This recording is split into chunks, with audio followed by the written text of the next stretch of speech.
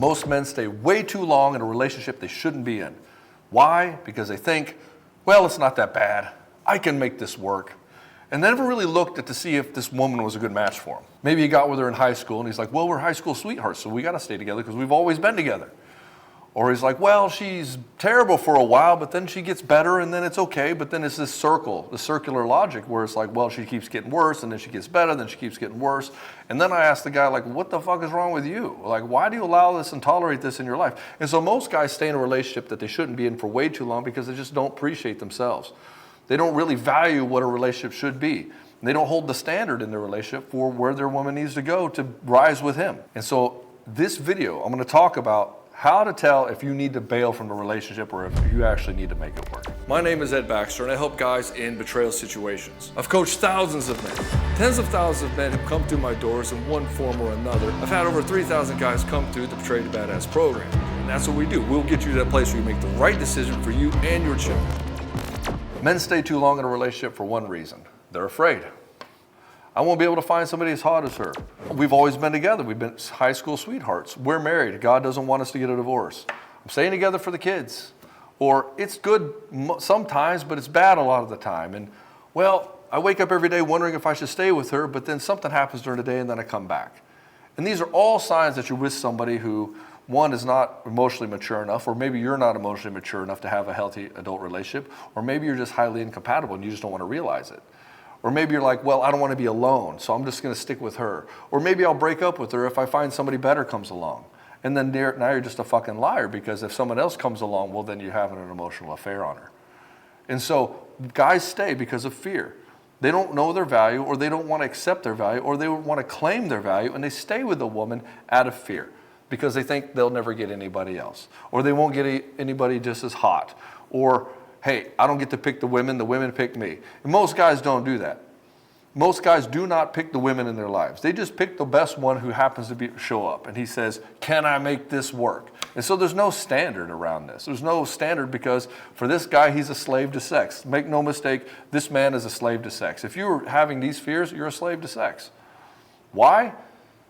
Because that's the only thing you can only get sex through this one woman.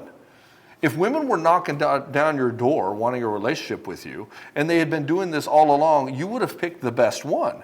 But you didn't. You played the game of, well, I can make this work. And the game of I can make this work is a guy who's living in scarcity around sex and attraction around women.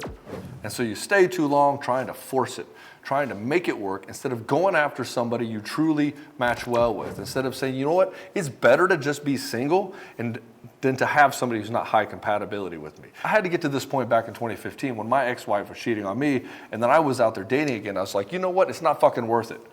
Unless she is super high compatibility with me, like 95% plus, and she hits all my marks, it's not worth having a long-term committed relationship. I was perfectly prepared to date women for about a year or two, and then when the honeymoon phase ended, I just let it go.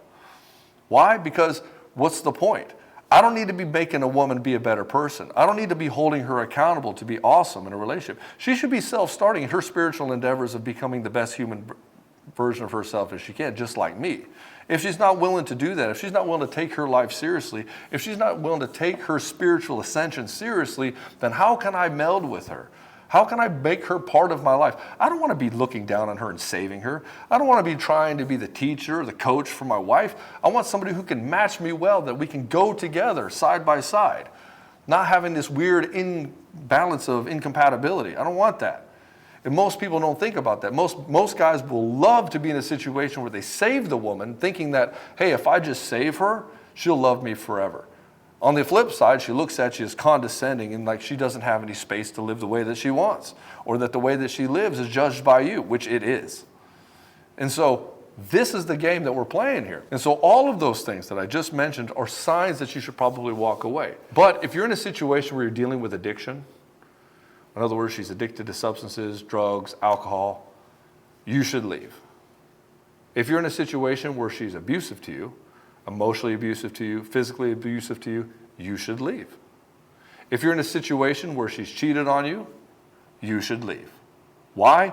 Because all three of these scenarios mean that you are so wrapped up in codependency that you cannot separate emotionally from this person while you're in the relationship, and you cannot fix it. The only way you can fix addiction, abuse, or infidelity in a relationship is to walk away. You have become an emotional crutch for this person, and they are leveraging you. They are saying, hey, I will stay with you no matter what as long as you let me do whatever I want. And you're like, baby, as long as you stay with me, I will let you do whatever you want. And you don't really realize you're saying this, but this is exactly what you're saying. I'm sorry you cheated on me, baby. We can make this work. Dude, you just told her you can do whatever the fuck you want as long as you don't leave me. Or we'll work on her going to rehab for the 14th fucking time. You're saying, oh, as long as you don't leave me, I'll put up with all this fucking abuse from you. I'll let you hit me. I'll let you verbally abuse me. I'll let you neglect me and the kids. Doesn't matter. Just don't leave me, and I'll keep giving you another fucking chance. This shows the world, and especially your woman, you don't respect yourself. And if you don't respect yourself, you cannot demonstrate power to her, which means that she cannot find you attractive. She is wired to find power attractive. And when she is more powerful than you wonder why the sex dries up. She can't be more powerful than you in life. The whole reason for her being with you is because you are the powerful one. The powerful one creates the security. The powerful one creates the safety. The powerful one creates the cash. And this is what she wants from you. But if she falls into addiction and you let her fall and do all this addiction shit and you do not leave, you're just demonstrating to her that you're not that powerful. If she can cheat on you and that there's no consequences, you just demonstrated to her that she's more powerful. If she can hit you and abuse you emotionally, you're demonstrating the same fucking thing. And so you come to this place like, well, how do I fix my marriage? You don't. You walk away. You walk the fuck away and you demonstrate to her that you will not be trifled with in this manner. Like, well, I got a lot on the line, Ed. I got a lot of money. We got the kids and stuff. It's like, cool. You're demonstrating to your kids that you're a fucking panty waste. You're demonstrating to your kids that you have no self-respect. Guess what your boys will do? They'll get with women who cheat on them. Well, I can't, Ed. It'll cost me a lot of money. Cool. How much money is your self-respect worth? You really going to play this game? I'll just point it right back at you. You're just not doing the thing that's required because you're falling into the category of like, it's not that bad and I've got time. You can play the game as long as you want, but it's going to hit you in the fucking face somehow or some way, and you're not going to be able to ignore it. It's going to be so intolerable for you. It's going to be so bad, you're not going to be able to ignore it any longer. 3 is you have to have the courage to actually walk away.